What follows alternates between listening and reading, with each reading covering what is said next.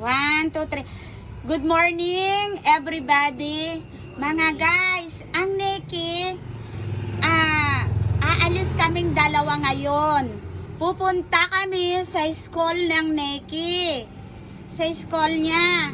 Kasi may meeting ang parents about the graduation. Okay? Graduation ng Nikki.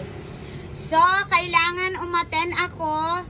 Kasama ko ang Nikki kasi pag-uusapan ang topic ay yung para sa graduation, mga honors, and kung ano-anong isasabihin ng advisor ni Nikki.